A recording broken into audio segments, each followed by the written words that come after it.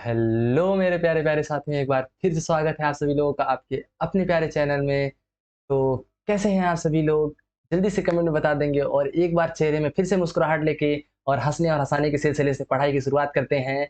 और उससे पहले अगर हमारा ये कंटेंट आप लोगों को अच्छा रखा है लग रहा है तो प्लीज़ कृपया आप लोग इसको लाइक शेयर सब्सक्राइब ज़रूर कर दें। अगर नहीं अच्छा लग रहा है या फिर कोई हमसे गलतियाँ हो रही हैं या फिर कुछ बताना चाह रहे हैं आप हमको एडवाइस के तौर पे, तो आप बिल्कुल कमेंट ज़रूर करें कैसा लग रहा है, तो मैं उसको अपना सुधार करने के लिए ज़रूर से ज़रूर देखूँगा। तो डेली हर दिन कुछ नया कर रहा हूँ, हर दिन नया बेहतर करने के प्रयास कर रहा हूँ आप लोगों के लिए, तो इतना सपोर्ट तो बनता है आप लोगों से। तो कृपया प्लीज़ से प्लीज़ आप अपने प्यारे भाई को या फिर आप जो भी मान लें, तो उसको सपोर्ट ज़रूर कर दें प्लीज़। तो अब हम आज का दिन का ये फिर से वही सिलसिला स्टार्ट करते हैं। पहले दिन हम लोग सीटेट के बारे में लेके आए थे क्या? हिंदी की क्लासेस दूसरे दिन लेके आए हैं, सीटीपी की आज फिर से हमारा तीसरा दिन है जो कि लेके आ रहे हैं आप लोगों के लिए मैथ की क्लासेस। और मैथ में आप लोगों को रहेगा एक बार फिर से वही प्रैक्टिस सेशन, और प्रैक्टिस सेशन बहुत ही बेहतरीन प्रैक्टिस सेशन रहेगा। और कैसा है उसके जाने से पहले एक बेहतरीन कोटेशन आप सबों के सामने रखी होगी, खोल दे पंख मेरा कहना है परिंदा। परिंदा क्या कहता है? खोल दे पंख मेरा कहता है परिंदा, अभी और उड़ान बाकी है, जमीन नहीं है मंजिल मेरी, अभी पूरा आसमान बाकी है। तो अपने सपनों को साकार करने के लिए अपने दृढ़ निश्चय को, संकल्प को एकदम मजबूत इरादे बनाते हुए हम लोग एक नई स्ट्रेटजी से नए तरीके से पढ़ना स्टार्ट करेंगे। और आप लोगों के सामने आ रहा है जल्दी से पहला पहला क्वेश्चन, और बिना बातों के आ चुके हैं अपने क्वेश्चन की तरफ। तो पहला नंबर क्वेश्चन आप लोगों के सामने दे रखा है। कह रहा है पहला नंबर क्वेश्चन कि क्या कह रहा है कि निम्नलिखित गणित के शिक्षण पर, अगर मैं इसको जूम करना चाहूँ तो आप लोगों के लिए मैं इसको जूम भी कर सकता हूँ हल्का सा।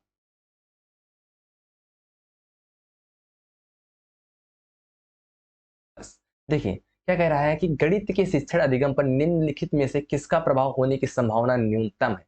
पहला नंबर ऑप्शन आप लोगों से कह रहा है कि मूल्यांकन के कारण छात्रों के आत्मविश्वास पर प्रभाव पड़ने के तरीकों की जानकारी होना। अगर मूल्यांकन के कारण छात्रों के आत्मविश्वास में कमी हो जाएगी तो ये बात तो बिल्कुल सही बात बोली जाती है, लेकिन ये गणित के शिक्षण में नहीं होता है। ठीक है, दूसरा नंबर कहता है छात्रों के गलत उत्तरों के पूरे हल देना। ये गणित में कभी नहीं हो सकता, याद रखना ये नेगेटिव वर्ड होता है जहां भी पूरे और ऑल आ जाए। ये नेगेटिव वर्ड होता है, बिना आंख मूंद करके ही आप लोग क्या कर देंगे, ऑप्शन नंबर बी टिक कर देंगे। कुछ नेगेटिव पेडागोजी इतनी आसान है, देखो मैथ में आप लोगों को क्या होगा, 15 नंबर की आप लोगों को पेडागोजी पूछी जाएगी और 15 नंबर की आप लोगों से नॉर्मल मैथ पूछी जाएगी जो नॉर्मल मैथ होती है। और उसकी आप लोग टेंशन नहीं लेते हैं। और मैथ कैसे पढ़ना है, अगर जिसको लग रहा है कि मैथ मेरी हो ही नहीं रही है, पेडागोजी नहीं हो रही है, मेरी बात याद रखना और ये पेपर के समय भी याद रखना, उसमें चले जाना, कहना कि केवल प्रीवियस ईयर पढ़ लीजिए 10 साल के मैथ के लिए। प्रीवियस ईयर पढ़ लीजिए, बस वही बहुत है, उतने में ही आप लोगों का पेपर हो जाना है, कन्फर्म से कन्फर्म हो जाना है। तो चलिए देख लेते हैं फिर अगले नंबर क्वेश्चन की तरफ। क्वेश्चन नंबर सेकंड, रोहित ने अनुभव किया कि वर्ग एक समचतुर्भुज और एक आयत दोनों ही है, वह वैन हील के मानस चिंतन के कौन से चरण पर है। सबसे पहली बात आप लोगों से पूछ लिया तो वैन हील ने कितने चरण बताए थे भैया? तो कितने चरण बताए थे? 5 चरण बताए थे। कितने चरण बताए थे? जल्दी से बता दीजिए। 5 चरण बताए थे। कितने चरण बताए थे भैया? 5 चरण बताए थे। तो ये जो बताया था इन्होंने, एक समचतुर्भुज और एक वर्ग। तो आप लोगों से अगर मैं बात कर दूं नॉर्मल नॉर्मल से, अगर एक वर्ग की बात करूं और एक समचतुर्भुज, जिसको बोलते हैं हम लोग क्या भैया, रोम्बस। क्या बोलते हैं? रोम्बस। तो स्क्वायर का मतलब आप लोग समझते हैं क्या होती है, ऑल साइड्स आर इक्वल, यानी सारी साइड्स कैसी होती हैं भैया, ये देखो सारी साइड्स कैसी होती हैं, इक्वल होती हैं, होती नहीं होती हैं। लेकिन रोम्बस में भी सारी साइड इक्वल होती है, केवल अंतर इतना होता है भैया कि इसके डायगोनल क्या होते हैं, परपेंडिकुलर बाइसेक्ट करते हैं। कैसे करते हैं?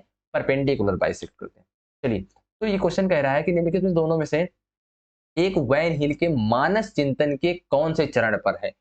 तो जान तो गए हैं, लेकिन एक्चुअली में जब दोनों समान चीजें होती हैं, जब दो समान चीजें होती हैं तो वैन हीले में बच्चा क्या कर पाता है, एक आम रखा हुआ है, दूसरा वैसा ही आम जैसा कुछ और फ्रूट रखा हुआ है, तो वो आकार के कारण क्या हो जाता है भैया, वो समझ नहीं पाता। तो वो वैन हीले का बिल्कुल आप लोगों के लिए ऑप्शन रहेगा लेवल 2 में, स्तर दूसरा है उसका।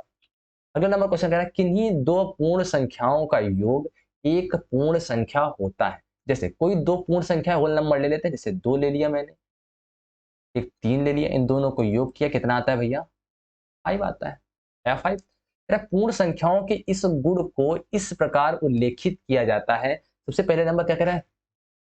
सहचर्य है, वितरण है। कह रहा है कि सबसे पहला ऑप्शन कह रहा है कि सहचर्य गुण है, वितरण गुण है, संवरक गुण है, क्रम विनिमय गुण है। तो कौन सा गुण है इसमें, जल्दी से बताएंगे। तो सबसे बिल्कुल बात याद रखना है, जब दो समवर्ग गुण को कोल्यूजर प्रॉपर्टी बोलते हैं। क्या बोलते हैं भैया, जब ऐसे ही जोड़ दिया जाता है। तो पेडागोजी में ज्यादा से ज्यादा आप लोग केवल आप प्रीवियस ईयर कर लीजिए, हर बार वही से क्वेश्चन आता है। अगला नंबर क्वेश्चन कह रहा है कि गणित के शिक्षण अधिगम के विषय में निम्नलिखित में से कौन सा कथन सत्य नहीं है, कौन सा इनकरेक्ट आंसर है। पहला नंबर क्वेश्चन क्या कह रहा है, पहला नंबर आप लोगों के सामने बोल रहा है, वेट बस, हाँ, कह रहा है कि नमूनों के अवलोकन और सामान्यीकरण से प्राथमिक कक्षा के विद्यार्थियों में गणितीय ज्ञान का सृजन किया जाता है। तो ये ऑप्शन आप लोगों के सामने आया है, क्या बिल्कुल सही है? ये ऑप्शन बिल्कुल सही है, यानी इसमें हाँ, न्यू अवलोकन और सामान्यीकरण से प्राथमिक नए नए अवलोकन करके, जैसे होता है कोई चीज देखना है, शेप दिखा दिया, नया अवलोकन किया बच्चे ने, और नॉर्मलाइजेशन भी है उसके साथ। तो प्राथमिक कक्षा में वो दिखा दिखा कि बेटा ये पेन है, तो वो अवलोकन करके सीख रहा है। Question number option number second पे कह रहा है कि गणितीय ज्ञान के सृजन में तर्क और वार्ता की एक महत्वपूर्ण भूमिका है। हाँ, ये बात बहुत सही है। आजकल कुछ ऐसे टीचरों के पास ऐसा हो जाता है कि वो मैथमेटिक्स में तर्क नहीं बताते हैं, लेकिन एक्चुअली वो मैथमेटिक्स तर्क ही है। बच्चों को प्राथमिक शिक्षा हो चाहे उच्च स्तरीय शिक्षा हो, उसमें आपको तर्क रखना ही है। बच्चे की कोई भी क्वालिटीज गलत नहीं हो सकती। तो ऑप्शन नंबर बी भी इज द करेक्ट आंसर, बिल्कुल सही लिखा हुआ है। कह रहा है कि गणितीय अधिगम एक सामाजिक प्रक्रिया है जिसमें संवाद सम्मिलित है। हो सकता है कि 2 दूनी 4, 5, 7 आदमी वहां पे खड़े थे, 10-12 गोली मार दी, 17-18 निपट गए। तो यह एक सामाजिक प्रक्रिया हो सकती है और ये संवाद की भी प्रक्रिया है। तो ऑप्शन नंबर सी भी सही है। तो इसमें आप समझ जाओ कौन सा नहीं सही होगा भैया। तो ऑप्शन नंबर डी नहीं सही होगा। क्या कह रहा है भैया, गणित ज्ञान की रचनाओं में गणित ज्ञान की रचनाओं में संस्कृति और संदर्भों को कोई रुचि नहीं है, कि कोई रुचि नहीं है। तो इसमें ऑप्शन नंबर चले जाते हैं हम लोग डी की तरफ। अगले क्वेश्चन में जाते हैं, क्वेश्चन नंबर 5। बस एक सेकेंड,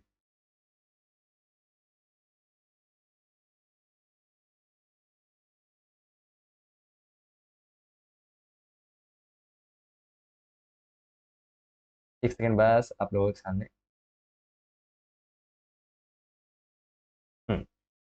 क्वेश्चन नंबर 5 कह रहा है आप लोगों के सामने कि प्राथमिक स्तर पर संख्याओं को पढ़ने के लिए निम्नलिखित में से कौन से कथन सत्य है। क्वेश्चन नंबर जल्दी से आ चुके हैं हम लोग इस पे। क्वेश्चन नंबर सेकंड, अभी हम लोगों ने 4 तो पढ़ा ही नहीं, 4 पढ़ लिया। अब 5वें नंबर क्वेश्चन पे आते हैं। कह रहा है कि प्राथमिक स्तर पर संख्याओं को पढ़ने के लिए निम्नलिखित में से कौन से कथन सत्य हैं। तो प्राथमिक स्तर में हम लोग हैं, उसके बाद कौन कौन से कथन सत्य हैं, वो भी संख्याओं के हिसाब से। तो ऑप्शन नंबर ए आता है आप लोगों के सामने। कह रहा है कि संख्याओं को अंतर्दर्शी समझ के प्रोत्साहित किया जाना चाहिए। बिल्कुल, बहुत बात सही बात कही, अंतर्दर्शी समझ के प्रोत्साहित कि बच्चा ये एक होता है, ये 2 होते हैं, अपने आप सोचा ये 3 होता है, ये 4 होता है, ऐसा करके कुछ। ये ऑप्शन ए वाला तो भैया हमारे पास सही है। अगला ऑप्शन देख लेते हैं, संख्याओं को लिखना अनुक्रम में पढ़ाना चाहिए। संख्याओं को लिखना अनुक्रम में क्या पढ़ाना चाहिए, जल्दी से बताइए। तो संख्याओं को लिखना अनुक्रम में नहीं, अचानक से उनसे बोलो 1, 5, 7, 11, 13, 18, ये एक क्या होता है, बिल्कुल सही है। वो प्राथमिक स्तर की बात कर रहा है, ये उच्च स्तर की बात नहीं कर रहा है, यानी बच्चा भी 5 साल का नहीं हुआ है। ठीक है। अगला नंबर कह रहा है कि गणना से पहले संख्याओं के संख्यांक रूप में लिखना सिखाना चाहिए। अगर गणना कर रहे हो संख्याओं के संख्यांक रूप में लिखना सिखाना चाहिए, ये भी गलत जवाब है, यानी अभी तक तो यही सही है। ए और अच्छा, ये एक और है, संख्याओं के अनुक्रम असंगति को प्रोत्साहित करना चाहिए। अगर वो अनुक्रम असंगति है, यानी वो गलत लिख रहे हैं, तो बिल्कुल लिखने देना चाहिए उनको। बार बार वो गलत लिख रहे हैं, बार बार उनको समझाएंगे, क्या हो जाएगा। और ये भी सही है, ऑप्शन नंबर ए और डी। तो ऑप्शन नंबर ए और डी यानी ऑप्शन नंबर ए बिल्कुल सही जवाब है। अगले नंबर क्वेश्चन की तरफ चलते हैं। एक सेकेंड, थोड़ा सा इरेजर। कह रहा है कि प्राथमिक स्तर पर गणित पढ़ाने के लिए निम्नलिखित में से कौन सा पहलू अत्यंत महत्वपूर्ण है। अगर अत्यंत महत्वपूर्ण की बात कर रहा है, क्या है अत्यंत महत्वपूर्ण है, तो उच्च स्तर पढ़ाई और रोजगार के लिए तैयार करना। क्या जो हम लोग पढ़ाई करा रहे हैं भैया, क्या वो रोजगार के लिए करा रहे हैं, जल्दी से बताइए, क्या वो रोजगार के लिए। तो पढ़ाई केवल रोजगार के लिए नहीं है, ये तो गलत हो गया। प्रौद्योगिकी के लिए प्रोत्साहन और तैयारी करना। गणित का शिक्षण प्रौद्योगिकी के लिए नहीं है, ये किसमें चले जाएगा भैया, साइंस के लिए चला जाएगा। ऑप्शन नंबर सी आता है, गणितों को बच्चों के जीवन के अनुभव का भाग बना। जब भी बच्चा आ जाए और बच्चों का जीवन आ जाए, तो वो ऑप्शन बिल्कुल आंख देख के आप लोग सही मार देंगे, जो कि एनसीएफ एनसीएफ आई थी, वो 2005 वाले में यह बात बोली गई थी कि प्राथमिक स्तर पर गठित शिक्षण जो था वो मूर्त से अमूर्त की ओर होना चाहिए। कहाँ से होना चाहिए भैया? मूर्त से अमूर्त। यानी बच्चा जब तक अपने जीवन का अनुभव नहीं करेगा तब तक वो अमूर्त चीजों को दिमाग में सेट नहीं कर सकता है। अगले नंबर क्वेश्चन की तरफ, क्वेश्चन नंबर 7, गणित की प्रकृति के विषय में निम्नलिखित में से कौन सा कथन सत्य नहीं है? सबसे पहले ये चीज जरूर कर लिया करो इसमें नहीं और हाँ में। मेरे साथ जब मैं सीटेट वाला पिछली बार एग्जाम दे रहा था, मैं हाल ही में भी एग्जाम दिया, पिछली बार सीटेट का जब मैं एग्जाम दिया तो ऐसे ही नहीं वाले एक दो क्वेश्चन मुझे जल्दी जल्दी में सही हाँ हाँ हाँ करने के चक्कर में टिक हो गए थे। ऑप्शन नीचे मैंने पढ़े ही नहीं और नहीं वाले में तुरंत टिक कर दिया।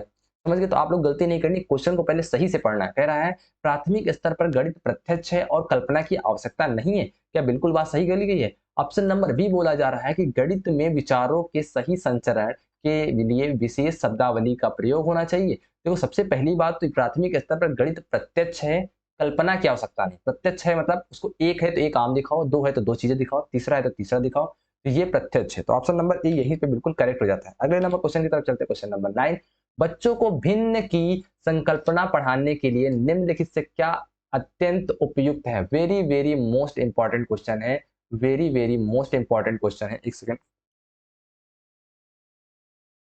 Very very most important question है। कैसे इंपॉर्टेंट क्वेश्चन है? इसलिए इंपॉर्टेंट मतलब भैया भिन्न की संकल्पना बहुत बार आप लोगों से पूछा हुआ है कि भिन्न की संकल्पना क्या होती है। तो भिन्न की संकल्पना आप लोग बताएंगे क्या होती है, जल्दी से बताइए। क्वेश्चन नंबर 9, बच्चों को भिन्न की संकल्पना पढ़ाने के लिए निम्नलिखित में से क्या अत्यंत उपयुक्त है? संख्या चार्ट होना चाहिए, जल्दी से बताइए। संख्या चार्ट होना चाहिए, क्विज नेयर छड़ होनी चाहिए। आप लोग बिल्कुल देखो आ जाएंगे एकदम। कह रहा है कि भिन्न की संकल्पना होती है, तो आप लोगों ने देखा क्विज नेयर एक छड़ होती है, एक प्रकार की एक क्विज वाली। जब स्कूल में आप लोगों ने बीटीसी या बीएड किया होगा तो आप लोगों ने देखा एक क्विज वाली एक स्लेट लेके आते थे, कभी कभी स्कूल में देखा होगा, या फिर कहीं भी ट्रेनिंग लगी हो तो क्विज वाली एक स्लेट होती थी। तो बेटा दो, इसके अपान में तीन रखते थे, जोड़ते थे, तो वो क्विज नेयर ही छड़ होती है। जिससे क्या करते हैं, ये एकदम रटा हुआ क्वेश्चन है, बिल्कुल छपा हुआ क्वेश्चन। अगले नंबर क्वेश्चन की तरफ जाते हैं। निम्नलिखित कथनों में से किसमें संख्या 3 का प्रयोग क्रम सूचक भाव में हुआ है? संख्या 3 का क्रम सूचक भाव होना चाहिए, यानी किसमें? सीक्वेंस में होना चाहिए। क्वेश्चन देखते हैं फटाफट। क्वेश्चन नंबर 10 में कह रहा है कि प्रत्येक समूह में 3 टीम सदस्य हैं। प्रत्येक समूह में 3 टीम सदस्य हैं। क्रमवाचक सूचक 3 ये कुछ जच नहीं रहा। अगले चलते हैं। इस डिब्बे में 3 पेंसिलों नहीं होती, 3 पेंसिल होते, 3 पेंसिल के कई समूह, तो ये भी गलत हो जाएगा। मैं इस इमारत की तीसरी मंजिल पर रहता हूं, ये बिल्कुल बात सही कही गई है। मैं इस मंजिल की तीसरी इमारत, यानी क्रम में पहला दूसरा और तीसरा, यानी किसमें है बेटा? 3 सदस्य हैं, वो भी क्रम की बात नहीं कर रहा था। पेंसिल है वो भी क्रम की बात नहीं कर, जब तीसरी मंजिल पर रहता हूं यानी पहले पे नहीं रहता हूं, दूसरे पे नहीं रहता हूं, यानी तीसरे पे मैं क्या करता हूं? रहता हूं। तो ये क्रम की बात आती है, सीक्वेंस की बात कर रहे हैं। अगले नंबर क्वेश्चन की बात करते हैं। 11 नंबर क्वेश्चन कह रहा है कि शुद्ध कथन को पहचानिए। शुद्ध कथन को आप लोग पहचानिए। परिमाप और क्षेत्रफल का मात्रक समान होता है, बिल्कुल आप बताएंगे। क्षेत्रफल देखो स्क्वायर का ले लेते हैं हम लोग, क्या ले लेते हैं भैया? वर्ग का ले लेते हैं। तो वर्ग में आप लोगों ने सुना होगा भुजा इंटू भुजा। सुना है कि नहीं सुना है? भुजा इंटू भुजा। तो भुजा में क्या होता है, एक साइड इसकी मान लो मीटर की होती है तो दूसरी वाली भी क्या होती है भैया? मीटर की होती है। तो क्या बन जाता है यहाँ से? मीटर स्क्वायर बन जाता है। लेकिन अब जब भी पैरामीटर की बात करते हैं, यानी वो परिमाप की बात करते हैं, तो 4 क्या होता है? 4 इंटू ए होता है ना। तो यहाँ से आता क्या है भैया? केवल मीटर ही तो आता है। तो पहला नंबर ऑप्शन तो गलत हो गया। परिमाप और क्षेत्रफल के मात्रक समान नहीं होते। किसी आकृति का आकार उसके परिमाप पर निर्धारण करता है, बिल्कुल गलत। उसका आकार उसके परिमाप पर निर्धारण नहीं करता है।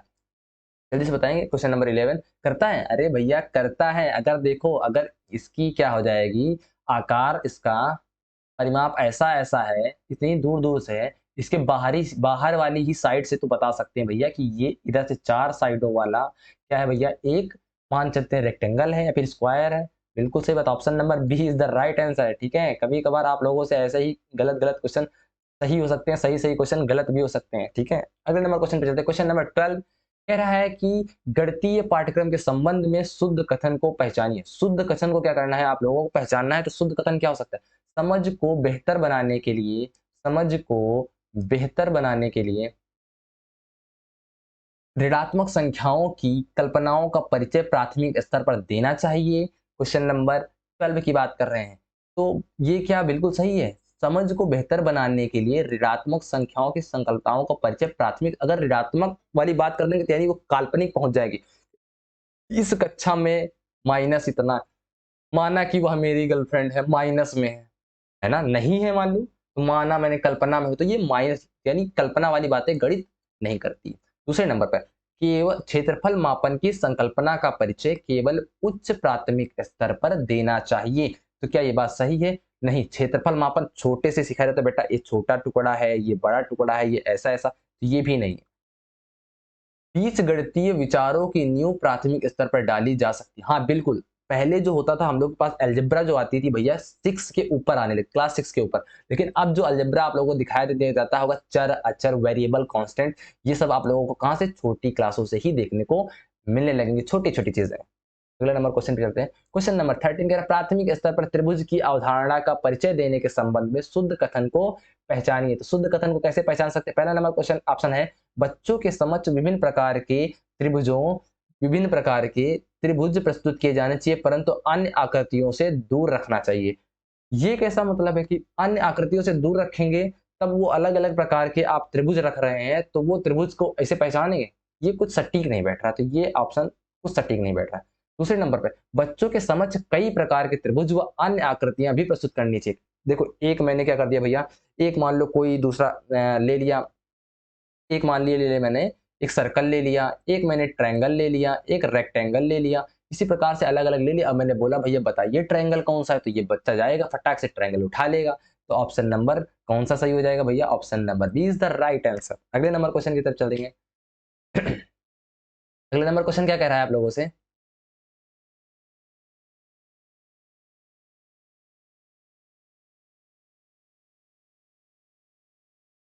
हम्म, अगले नंबर क्वेश्चन कह रहा है आप लोगों से, एक विभाजन के प्रश्न में भाजक भागफल का 5 गुना है और शेष फल का 2 गुना है, तो जल्दी से बताएंगे आप लोग। यदि शेष फल 5 है तो संख्या क्या होती है? आप लोगों ने पढ़ा होगा, जल्दी से बताइए। नहीं पढ़ा है, अगर फार्मूला पढ़ा है तो बहुत अच्छी बात। क्या होता है भैया?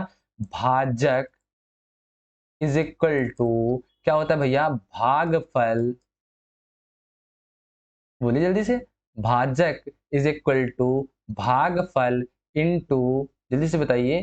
देखो जैसे 5 है, तो 5 से मैं अगर 10 को डिवाइड कर रहा हूं, सबसे पहली बात यह तो ये हो जाएगी मेरे पास भाज, यहां से मेरे पास बनता है भैया भाज्य बराबर भाजक गुणित, क्या होता है भैया? भाजक, भागफल लिख दो चाहे भाजक लिख दो। एक सेकेंड, थोड़ा सा मैं इरेज करता हूं।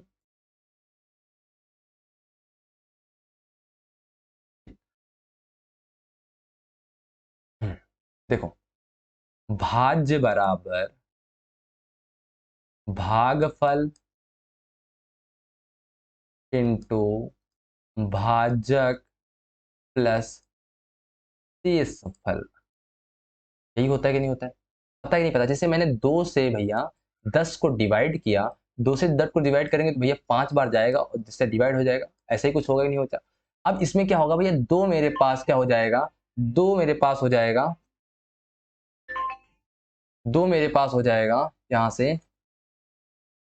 हाँ, 2 मेरे पास हो जाएगा भैया, कितना जा रहा है, मैं किससे भाग कर रहा हूँ, और 10 मेरे पास टोटल क्या हो जाएगा भैया? भाज्य हो जाएगा। ये मेरे पास भागफल है और ये मेरे पास क्या हो जाएगा बताइए? ये मेरा क्या है भैया? भाजक है। कितना आ रहा है मेरा भागफल, कितना भागफल आ रहा है? ये मेरा भाजक है जिससे मैं भाग दे रहा हूँ, ये मेरे पास भागफल है, और ये मेरे पास शेषफल, शेषफल है ही नहीं। तो अब क्वेश्चन में रख के देख लेते हैं, भाज्य बराबर कितना दे रखा है, जल्दी से बताएंगे आप लोग। हम्म, भाजक बराबर 5, और क्या दे रखा है भैया? भागफल दे रखा है। क्वेश्चन ही गलत है, क्वेश्चन ही अभी आप लोग समझ नहीं पाए। क्वेश्चन में कह रहा है कि विभाजन के प्रश्न में भाजक भागफल का 5 गुना है। तो भाजक जो है भाई साहब, वो क्या है भैया? भागफल का कितना है? 5 गुना है। और एक्चुअली में कितना बोल दिया है? भागफल का 5 गुना है। और ये जो भाजक है वो क्या है भैया? शेष फल का कितना है? तो शेष फल इज इक्वल टू भागफल इंटू 5, और शेषफल का कितना था भैया, जस्ट डबल हो गया था। कैसा हो गया था, जस्ट डबल हो गया था। तो जल्दी बताएंगे कितना बचेगा, 5 है ही, भागफल कितना दिया था आप लोगों का, तो 10 into 2 plus 5 is equal to बन जाएगा यहाँ से 25। कितना बन जाएगा भैया, 25। अगर आप लोग चाहेंगे तो एक नई मैं पीपीटी इसके लिए ले रहा हूँ, एक सेकेंड, थोड़ा सा एकदम क्लियर हो जाना चाहिए, जिसकी वजह से न्यू स्लाइड।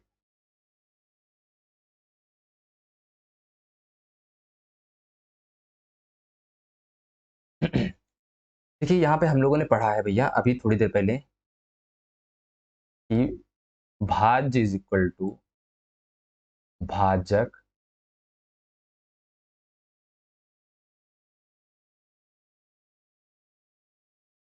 भाजक इंटू भागफल प्लस शेषफल।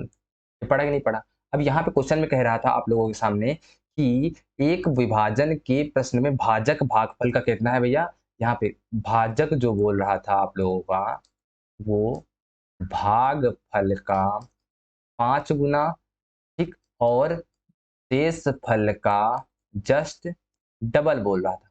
बोल रहा नहीं बोल रहा था। अब यहाँ पे शेषफल कितना था मेरे पास, जल्दी से बताइए।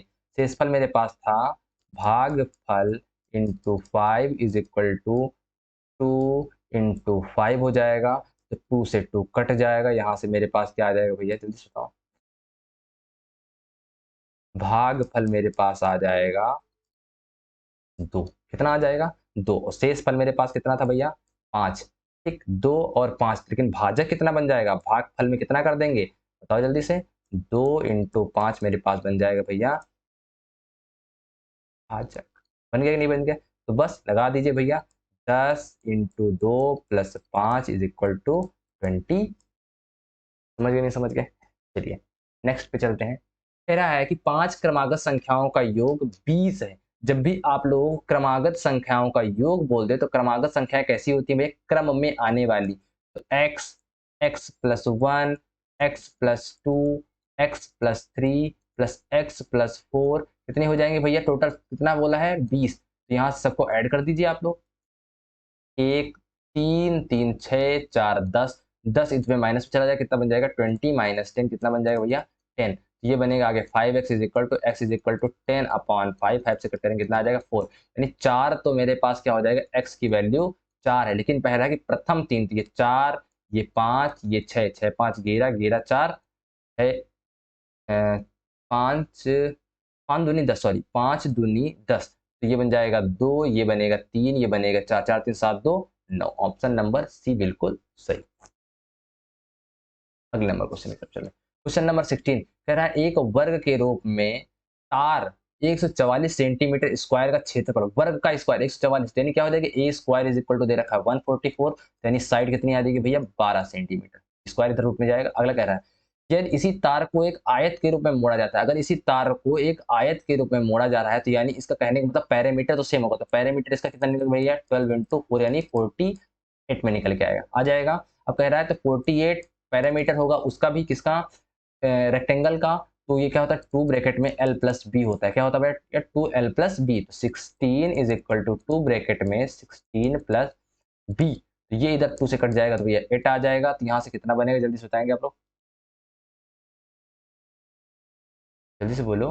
ये 16 से जाए, एक सेकंड रुक जाइए, यहाँ पे कुछ मेरा कैलकुलेशन मिस्टेक हो रहा है।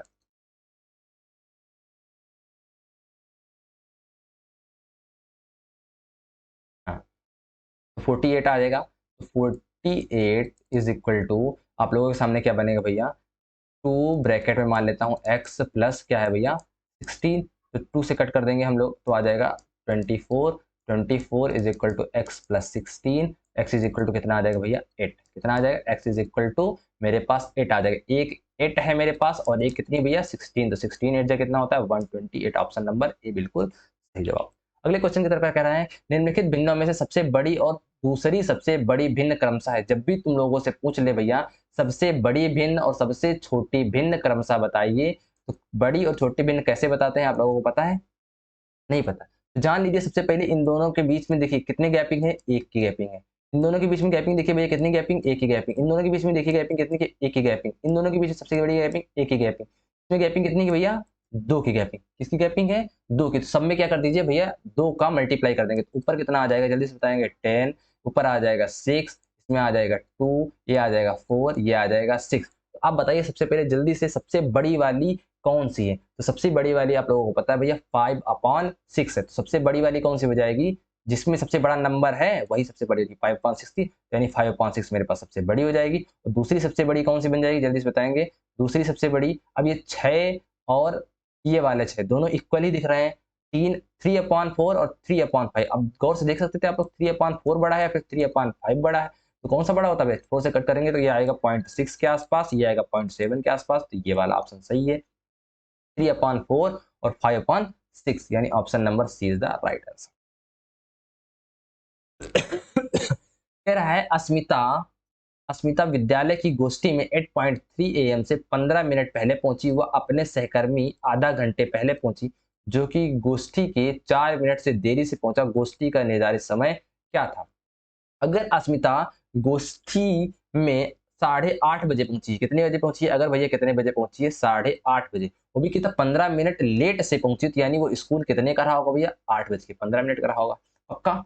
अब क्या कह रहा है कि उसकी जो सहकर्मी थी वो आधा घंटे पहले पहुंच चुकी थी। तो आधा घंटे पहले पहुंच चुकी होने का मतलब क्या हो जाएगा, इसमें में और आधा घंटे कह रहा है कि वह अपने सहकर्मी से आधा घंटा पहले। तो इसमें आधा घंटे का मतलब क्या हो जाएगा भैया, 30 मिनट और ऐड कर देंगे तो लगभग कितने पर पहुंच जाएगी, 8:45 पर इसकी सहकर्मी आती है। आती कि नहीं आती, इसकी सहकर्मी आती है। अब कह रहा है कि जो कि गोष्ठी के लिए 4 मिनट के लिए, जो कि गोष्ठी के लिए 4 नहीं, सॉरी यहाँ पे ऑप्शन में गलत दिख गया, 40 मिनट की देरी से पहुंचा। जो कि सहकर्मी से आधा घंटा पहले पहुंची, बिल्कुल, जो कि गोष्ठी के लिए मिनट की देरी से पहुंचा। गोष्ठी का निर्धारित समय क्या था। तो आप लोग देख रहे होंगे ये 45 मिनट लेट थी, तो यहाँ से 8:45 में से 40 माइनस कर देंगे, कितना आ जाएगा, 8/05। 8/05 का ऑप्शन नंबर। क्वेश्चन नंबर 19 की तरफ चलते हैं। कह रहा है कि 48 छोटे वर्गों को कुल कितने प्रकार से व्यवस्थित किया जा सकता है कि परिणामिक क्षेत्रफल 48 सेंटीमीटर हो सके। तो सिंपल सी बात ऐसे किया जा सकता है कि छोटे छोटे क्या करें, तो वर्गों को कुल कितने प्रकार से व्यवस्थित किया जा सकता है कि परिणामी क्षेत्रफल 48 ही रहे। परिणामी क्षेत्रफल होने का मतलब क्या है कि भैया इस प्रकार से किया जा सकता है कि इन दोनों का मल्टीप्लाई, किसी दो नंबर्स का मल्टीप्लाई कितना आना चाहिए, केवल 48। पहला नंबर तो आप लोग देखेंगे यहाँ पे 48 इंटू 1, ये पहला हो सकता है। दूसरा तरीका क्या बन सकता है, 2 इंटू 24। अच्छा, इसका सबसे पहले हम लोग फैक्टर कर ले तो 48 का आ जाएगा 2 2 जा 4 2 जा 8 2 जा 16 3 जा, ये इतना ही आएगा। उसके बाद देखो इसको कैसे कर सकते हैं, 3 नंबर पे 2 इंटू 48 कर लिया। अब 3 इंटू क्या करना पड़ेगा भैया, जल्दी से बताइए, 16 करना पड़ेगा। 4 नंबर पे आएगा, 4 इंटू कितना करना पड़ेगा, जल्दी से बताइए, 12 करना पड़ेगा।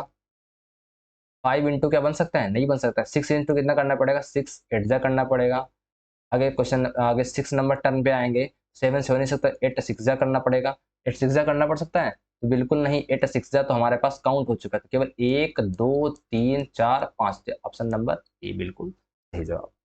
अगले नंबर क्वेश्चन, विद्यालय की सभा में कक्षा के विद्यार्थी एक पंक्ति में खड़े, दोनों सिरों से रूही का, दोनों सिरों से, अगर यहाँ से भी और पीछे की तरफ से भी देख रहा है, दोनों पे यहाँ पे खड़ी है हमारे पास हमारी रूही, ठीक है। कह रहा है 19वां है, कौन सा है भैया, 19वां अगर इनका क्या है, स्थान मिलता है, तो कह रहा है जल्दी से बताइए उस कक्षा में कुल कितने छात्र उपस्थित है। तो बिल्कुल सही बात, आगे से भी 19 हैं, पीछे से भी 19 हैं, तो हमेशा याद रखो जब भी आगे और पीछे से बोला जाता है जस्ट डबल करके एक माइनस कर दीजिए।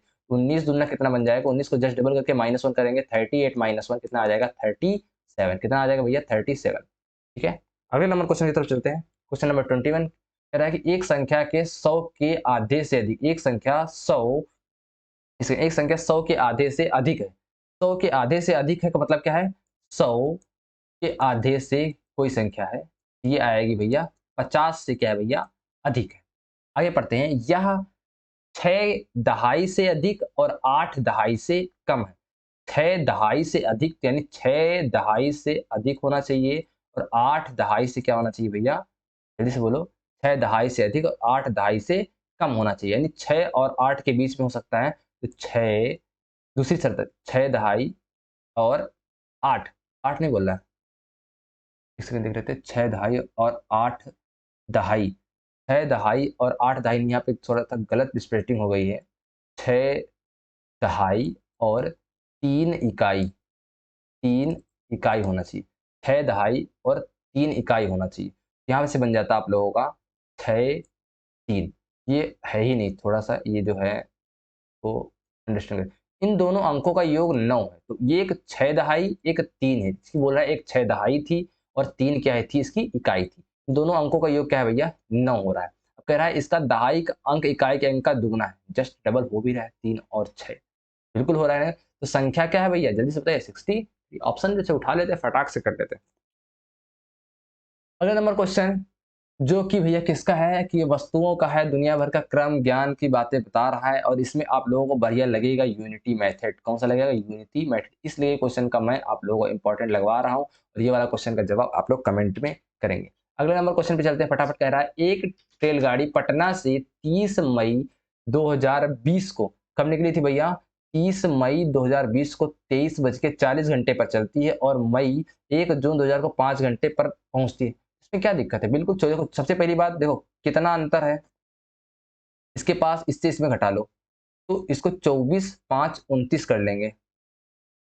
इसमें देखो, सबसे पहले ये यहाँ से, इसको यहाँ से कितने घंटे पहुंचाओ, 5 बजे तक चलाओ, तो 24 से एक 12 बजे तक जाने में, तो ये इसको पहले 20 मिनट बचेगी, बचेगी नहीं बचेगी, पक्का बचेगी। उसके बाद 20 मिनट के बाद ये भैया 5:15 तक चल रही, तो लगभग कितना, 5 घंटे, कितना हो जाएगा 35 मिनट, तो ये नॉर्मली सा हो गया। अब एक दिन पूरा इसमें और जोड़ देंगे, तो 24 घंटा और जोड़ देंगे, कितना बन जाएगा भैया, 24 5 29 घंटा, 29 घंटा 35 मिनट। देख लीजिए, option number D is the right answer. अगली तरफ क्वेश्चन की तरफ देखते हैं, एक 5 अंकों वाली संख्या में 7वें स्थान का अंक 10,000वें स्थान के अंक का 3/4 है। सबसे पहली बात बोला जा रहा है कि, कह रहा है कि एक 5 अंकों वाली संख्या के 100वें स्थान का अंक, तो इसको थोड़ा सा हम लोग क्या कर सकते हैं, ऑप्शन देख लेते हैं, सीधे सीधे ऑप्शन जाएंगे। 5 अंकों वाली संख्या 100वें स्थान का अंक 10,000वें स्थान के अंक का 3/4, देख लो 100वें स्थान का अंक, तो 100वें स्थान का अंक यही है कि नहीं है, और 10,000वें स्थान का 3 गुना यानी यही है। इसके अलावा देखो कोई है, इसके अलावा देखो कोई है, option number is the right answer. ठीक ही नहीं करना था भैया आप लोगों को। एक सेकंड, क्वेश्चन और कह रहा था यहाँ पे, 3/4, सॉरी 3/4 बोला था, 3/4 है, 3/4 वाले में ऑप्शन नंबर सी बन जाएगा। देखो 9 का, देखिए जल्दी से, 3/4 करिए आप, 10,000वें वाला अंक, ऑप्शन नंबर सी बिल्कुल सही हो जाएगा। अगले नंबर क्वेश्चन पे, 17863 पाने के लिए 8008888 और 800 के योग में से क्या घटाना होगा। इन तीनों के योग में से क्या घटाना होगा, तो तीनों को ऐड कर दीजिए ना भाई साहब, 8008 8088 8808, इन दोनों को ऐड कर देंगे, तो तीनों को ऐड करने के बाद भैया आएगा लगभग कितना, 1, और इसमें इन तीनों को जो भी ऐड करके आएगा उसमें कितना माइनस कर दें, तो कितना बन जाना चाहिए, 17863, इन तीनों का ऐड इसमें माइनस कर देंगे, तो इसमें माइनस होगा 2, माइनस कितना हो जाएगा भैया, ये माइनस है, ये इधर जाएगा तो ये प्लस में बन जाएगा, ये इधर माइनस आएगा, 24, ये आ जाएगा 0, ये आ जाएगा भैया 8 1 9, और 8 तो 24, 24 यानी 24904 में 17863 माइनस कर दीजिए, 4 में 3 जाएगा, कितना आएगा 1 आएगा, और कितना जाएगा भैया 10 में 6 जाएगा 4, तो 4 1 ऑप्शन वाला कोई है, और देख लेते हैं भाई 8 में 8 जाएगा 0, तो 0 4 आप जाने की जरूरत ही नहीं है। चलिए अगले नंबर क्वेश्चन की तरफ, 16 लीटर धारिता वाली एक बाल्टी पूर्ण रूप से भरी है, और बाल्टी के पानी को छोटे छोटे बर्तनों में भरा जाना है। बाल्टी के भरे समस्त पानी को मग द्वारा 50 बार पूर्णतः भरकर छोटे छोटे बर्तनों में स्थानांतरित किया जाता है। मग की धारिता क्या है। हो सकता हो ये सेशन थोड़ा सा अजीब लग रहा हो, ऐसे ही क्वेश्चन पूछे जाते हैं, तो ऐसे क्वेश्चन को करने के लिए आप लोग थोड़ा सा शांति बना के रखें, और अपने मन को और थोड़ा शांत रखें। तभी कर पाएंगे। कह रहा है कि 16 लीटर है, तो सबसे पहले 16 लीटर को अगर हम लोग देखेंगे, तो 16 लीटर को अगर हम लोग देखेंगे मग में, और इसी को आंसर किस में आ रहा है, एमएल में।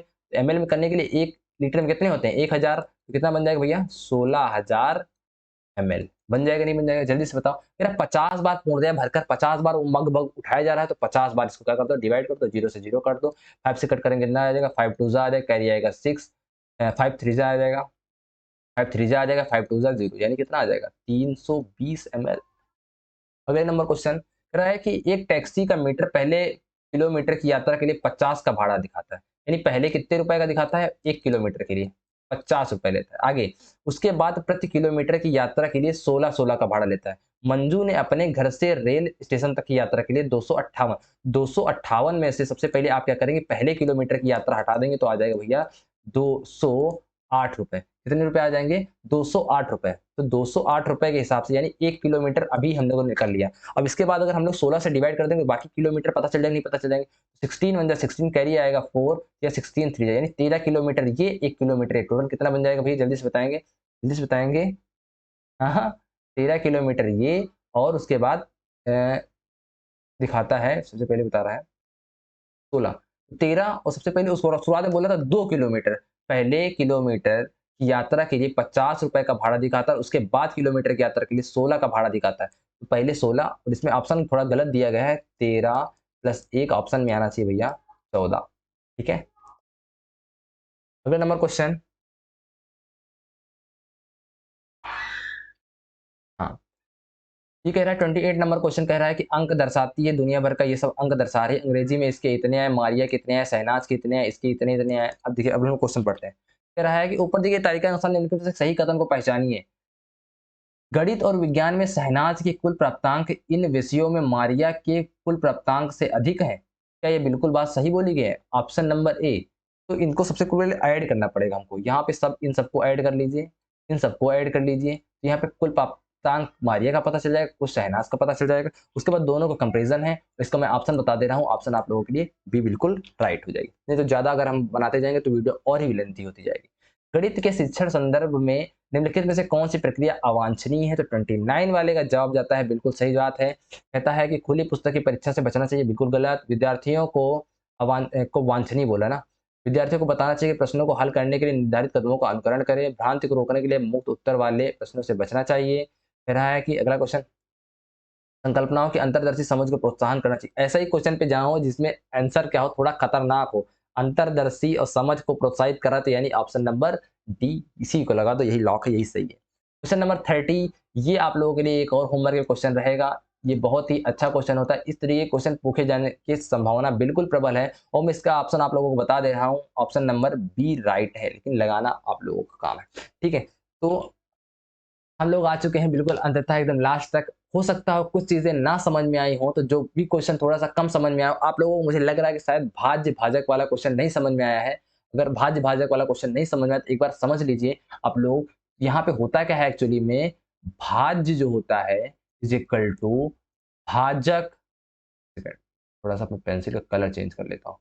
भाज्य इज इक्वल टू भाजक इंटू भागफल प्लस शेषफल होता है। यही होता है कि नहीं होता है, बिल्कुल सही बात। अब यहाँ पे बोल रहा था भैया कि भाजक का जो 5 गुना था, वो शेषफल का कितने गुना था भैया, जस्ट 2 गुना था, लेकिन शेषफल हमको दे रखा था भैया कितना, 5। 5 into two is equal to, भाजक में मान लेता हूँ, भाजक इंटू 5 इज इक्वल टू, 5 से 5 कट जाएगा, कितना आ जाएगा भाजक, जल्दी से बता दीजिए, 2। पक्का आ जाएगा नहीं आ जाएगा, यहाँ से मेरे पास आ जाएगा भैया भाजक 2। अब मेरे पास देखो 2 आ जाएगा, और भागफल मेरे पास कितना था, जल्दी से बताएंगे, भागफल क्वेश्चन में कितना था, क्वेश्चन पे जाएंगे जल्दी से अगर देख लेंगे तो, हाँ, भाजक देख लेंगे तो ये मेरे पास कितना बन जाएगा, 5 से अगर देखो पूरा ये अगर मैं कैलकुलेट करूंगा तो 5 इंटू 2 बन जाता है, यहाँ पे आप लोगों के हिसाब से ये पूरा बन जाता 10, बन जाता नहीं बन जाता, तो 10 इंटू 2, देखो भाजक कितना था 10, और ये कितना निकल के आया 2, और ये प्लस 5, टोटल कितना आ जाएगा, समझ गए। तो ऐसे ही वीडियो को लगातार देखते रहें, और बने रहें हमारे साथ। और अगर आप लोगों को वीडियो अच्छा लगा है, हमारी ये अच्छी थोड़ी सी टेक्नोलॉजी अच्छी लगी है, पीपीटी की बनाने में बहुत मेहनत लगती है, तो कृपया वीडियो को लाइक, शेयर और सब्सक्राइब जरूर कर दें। जिससे मिलते हैं आप लोगों के लिए अगले वीडियो में। नमस्कार मित्रों, अगर आप लोगों को कोई भी जानकारी चाहिए, कोई चीज़ पे वीडियो चाहिए, तो आप लोग जरूर से जरूर कमेंट किया करिए और देखते रहे हमारा चैनल मैथ्स वाले बाबा जी। मिलते हैं आपको अगली वीडियो में।